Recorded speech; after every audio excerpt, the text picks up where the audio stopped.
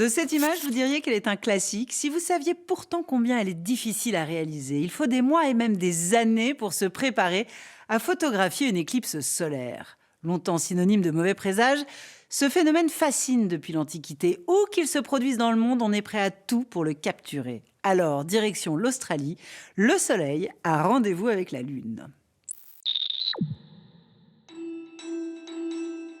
Sur un fond noir, 12 images alignées en diagonale traversent la photo de gauche à droite.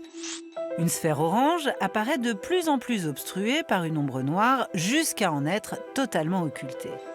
Puis la sphère réapparaît progressivement. Sont décomposées ici les différentes phases d'une éclipse de soleil. Elle a duré plus de 3 heures. Ce photomontage est l'œuvre de l'astrophotographe Michael Gove, qu'il a réalisé depuis la station balnéaire d'Exmouth, dans le nord-ouest de l'Australie. Le 20 avril 2023, à 11h29 du matin, la ville s'est ainsi retrouvée plongée dans l'obscurité.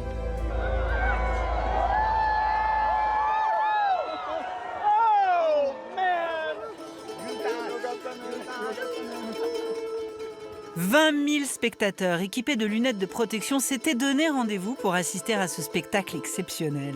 Cette éclipse a été vue de manière partielle ou totale sur une large partie du globe, en Asie du Sud-Est, dans l'océan Pacifique, dans l'océan Indien et dans l'Antarctique. Mais c'est dans cette partie reculée de la péninsule australienne que l'éclipse a été la plus spectaculaire. Sur place, Michael Gove a pris une photo toutes les 10 secondes. Les 12 clichés de ce montage ont ensuite été sélectionnés sur plus d'1 millier. En bas, à gauche de l'image, l'amorce du phénomène. Le soleil est encore aux 3/4 visible. Une ombre commence à l'éroder sur sa droite. Quand ce premier cliché est capturé, il est 10h34 du matin. L'éclipse a démarré depuis une demi-heure. Au centre de l'image, le soleil est presque entièrement recouvert. Un dernier liseré de lumière brillant attire l'œil, notamment sur son côté gauche, ce sont les grains de Bailey. Un phénomène optique causé par la lumière solaire qui s'engouffre dans les montagnes et vallées de la Lune. Juste au-dessus, voici l'éclipse totale.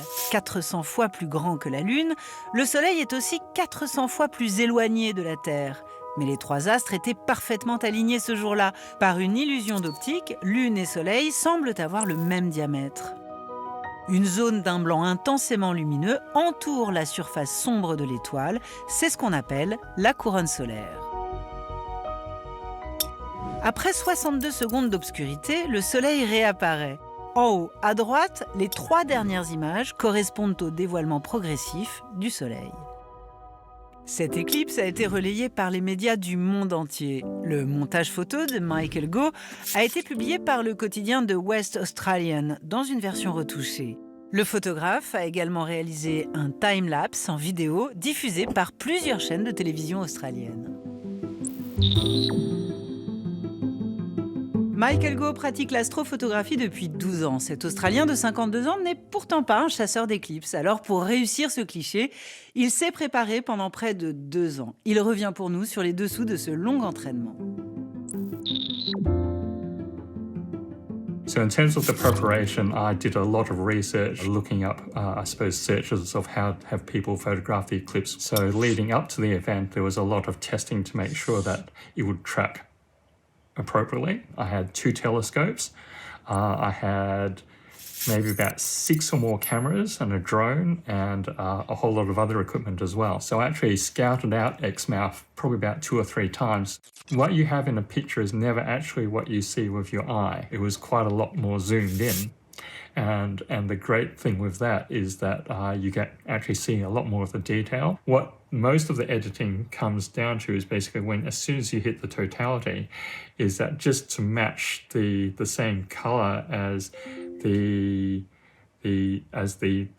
moon is covering the sun to when you have the totality. What happens is that when you place the solar filter on top of the telescope, the particular filters I use as well, they actually effectively darken it enough that it becomes orange.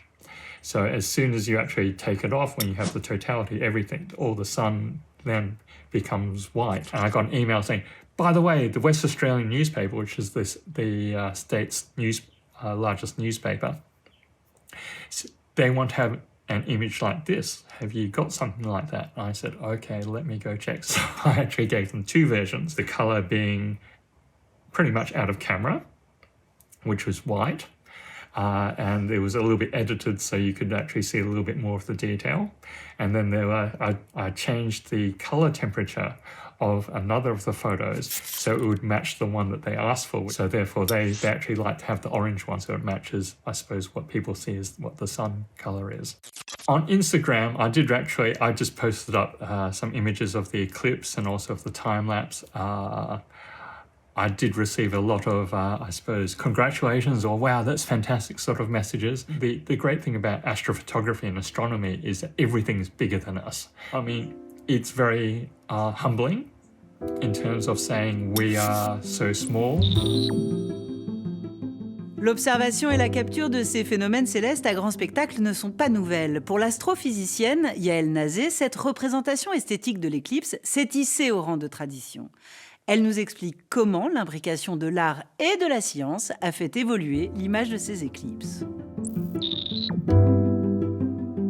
On sait bien quand même qu'on a notre vie qui est liée au soleil et que si le soleil disparaît, on n'est plus là. Et donc il y a quand même une peur, quelque part, que cette éclipse soit permanente. Et donc dans toutes les sociétés, quel que soit l'endroit du monde, quelle que soit l'époque, on va retrouver beaucoup de symbolisme négatif sur ces éclipses. Et donc typiquement, ce sont des démons, des dragons qui vont manger le soleil, la lune, voire les deux en même temps. Et donc on retrouve différentes civilisations qui ont essayé de trouver un moyen de prédire ces éclipses. Chez les Mayas, on a un univers cyclique et à la fin de chaque cycle, le soleil va peut-être mourir et ça veut dire que le monde va être détruit complètement. Et donc par exemple, sur le codex de Dresde, donc c'est un parchemin maya qu'on a retrouvé, on a un intervalle alerte éclipse pendant lesquels on fait des cérémonies.